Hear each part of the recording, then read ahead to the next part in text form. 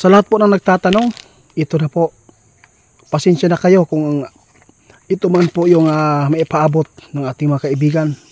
Subukan na lang po natin na kausapin kung baka may alam po sila kung kailan mangyari ang end of the world. Yung katapusan po ng mundo. Kasi marami nagtatanong dito guys, kasi po baka po alam po daw ng mga kaibigan natin. Gusto po nilang malaman kung anong sign ito para po ay malaman po daw nila sa mga kaibigan po nating 20. Kaya kaibigan, siya to? Si Linyo? Ba't ikaw? Yung nandito kaibigan? Asa po? Asa sila kaibigan? Ay nandito pinatawag. Ipinatawag po sila tatay guys at saka si Shoto. Bakit po nandito kayo kaibigan? Uy, salamat po guys. Alam po ni kaibigan na dito tayo pupunta kay isa po yung agad-agad na pumunta dito. Kaibigan, meron po akong katanungan sa iyo. Marami na po itong nagtatanong sa akin. Ngayon ko lang tutugunan kasi ayaw ko talaga na magkamali ba, no? Sa katanungan ito kasi nakakahiya po eh. Gusto ko sa inyo ko po na lang dito itanong. Oo, alam po ba ninyo kaibigan? Yung kung kailan matatapos yung mundo? Yung mundo namin dito at saka ano po ba ang mga sign nito?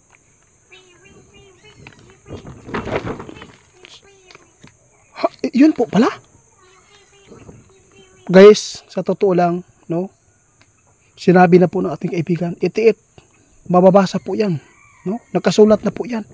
Kung meron kayong maririnig na gera, kalamidad, gutom, patay, at lalo na ngayon, ay sobra na po daw. Labis na po pag dami ng mga demonyo. Ito po ba talaga ang sign of the world, kaibigan? Pero gusto kong malaman kung kailan po ito mangyayari kasi meron na pong gera nangyayari, gutom, patayan, lahat-lahat na po. Yung nakasulat sa Biblia, nangyari na po. Bakit ay hanggang ngayon wala pa? Ha? Nako, guys, alam mo ba niyo? Sabi ng ating kaibigan, hindi pa ngayon itiit. Hindi pa. Mangyayari at mangyayari yan. Alam mo ba, unti-unti na nagpapakita ang mga jablo ngayon. Kaibigan, ano po pa talaga ang nakikita po niyo dito sa mundo kung kailan po ito mangyari? Oo nga. Tama ka. Sabi ng ating kaibigan, itiit. Marami nang napanood ninyo ng mga hindi po talaga normal na pangyayari. Yung nakasulat sa Bible, nangyari na po. Pero, meron pang hindi nangyari. Ano po yan, kaibigan? Alam mo ba, sabi po ng ating kaibigan guys, wala pa ninyo nakita na aktual ang demonyo. Sabi po niya. Ano ibig sabihin po niyo? Totoo yan? Kapag yung Antikristo, yung mga tao ng bubulag, sa mga taong inosente dito sa mundo natin guys, kapag yan po ang magdala dito sa atin, ibig sabihin yan, malapit na ang katapusan ng mundo natin. Kaibigan, alam mo ba, nakikita po namin, klase-klase na po yung pangyayari, kalamidad, dito na, lahat-lahat po, patayan, mga magulang, pag-unay ang mga anak, hindi pa yan.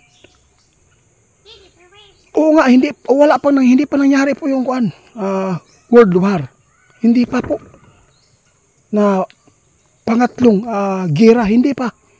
Pero kaibigan, gusto ko pong maipaabot sa kanila kung ano po talaga ang magandang gawin po ngayon hanggat hindi pa dumadating po yung sinasabi na sa Biblia ngayon na katapusan po ng mundo.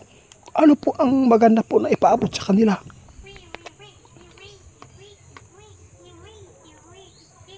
Guys, sabi ng ating kaibigan, mayroon po siyang itinuturo na dapat po tayong gawin. Dapat po natin gawin. Magdasal kayo lagi. Huwag po tayong huwag tayong mapapanik kung ano man po yung nasa paligid natin ng mga karumal-dumal na nangyayari. ng mga kalamidad, aktual nyo makikita, huwag kayong mawalan ng pag-asa. Kasi gusto po ng dyablo para maligaw tayo at mawalan po tayo ng pag-asa. Makagawa na tayo ng hindi, no, na kakagusto po niya. Kaya dapat ngayon maghanda kayo, sabi ng ating kaibigan. Pag mangyari na po yung Antikristo na maghari dito at dumating ang punto na pangatlong pandaigdigang giyera, ito na siguro yung sinasabi po ng sign na katapusan.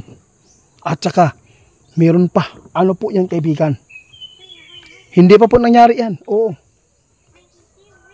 hindi pa nangyari yung ulan ng apoy. Marami pa pala guys na hindi pa nangyari dito sa atin. Kapag yan na po mag-manage yung mga dyablo dito sa mundo natin, kung sila po yung makahawak, no, doon po ninyo makikita kung ilang tao na lang ang pwedeng mapili, no, ng Diyos. Doon po sinasala ang tao. Doon po ninyo malalaman kung kailan matatapos.